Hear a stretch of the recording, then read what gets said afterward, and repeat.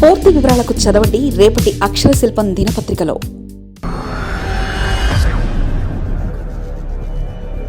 కర్నూలు జిల్లా పాలిటిక్స్ లో hot topic. ఆర్థికంగా బలమైన ఫ్యామిలీ, సామాజిక వర్గ పరంగా కూడా జిల్లాలో పట్టున్న కుటుంబం. అయినా సరే ఒక చిన్న తప్పు రాజకీయ జీవితాన్ని ఇబ్బంది పాలు చేసింది. ఆమె బుట్టా రేణుక.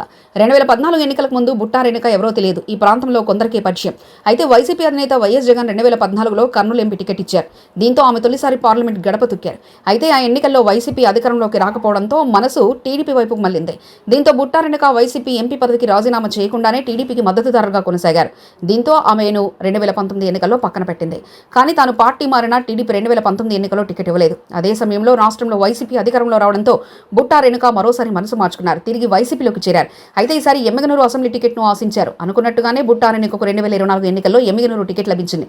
కానీ ఈసారి జనం ఆదరించలేదు. గత ఎన్నికల్లో వైసీపీ అభ్యర్థులందరూ ఓడిపోవడంతో ఆమె కూడా ఓటమి పాలయ్యారు. మరోసారి తన అదృష్టాన్ని పరీక్షించుకునేందుకు బుట్టా రేణుక రెడీ అవుతున్నారు.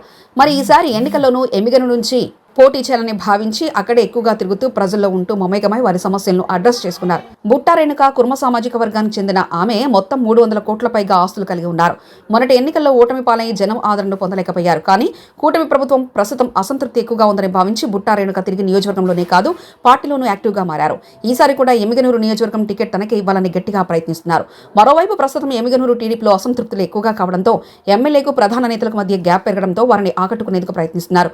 మొత్తం మీద 4 ఏళ్ల ముందే బుట్టా రేణుక ఎన్నికలకు సిద్ధమై గ్రౌండ్ ప్రిపేర్ చేసుకుంటారన్న టాక్ ఎమ్మిగనూరులో వినబడుతుంది. ఎమ్మిగనూరులో తరచూ సమావేశాలు నిర్వహించడంతో పాటు కార్యకర్తలతో భేటీగై వారి వ్యక్తిగత సమస్యలు తీర్చడంలోనూ బుట్టా రేణుక ముందుంటున్నారని చెప్తున్నారు. అక్కడే తన కార్యాలయాన్ని ఏర్పాటు చేసుకోవడంతో పాటు అక్కడ సిబ్బందిని నియమించి కార్యాలయానికి వచ్చిన ప్రజల సమస్యలను పరిష్కరించేందుకు ఆమె కృషి చేస్తున్నారు అంటున్నారు. ఇక సోషల్ మీడియాలో కూడా బుట్టా రేణుక ముందున్నారని అంటున్నారు. పార్టీ మారిన బుట్టా రేణుక 10 ఏళ్ల పాటు చట్టసభలకు దూరమై తిరిగి పుంజుకునే ప్రయత్నం చేస్తున్నారు.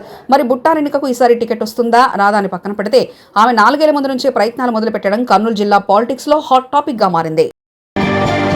మరిన్ని కథనాల కోసం సబ్స్క్రైబ్ చేసుకోండి మీ అక్షర శిల్పం. పూర్తి వివరాలకు చదవండి రేపటి అక్షర శిల్పం దినపత్రికలో.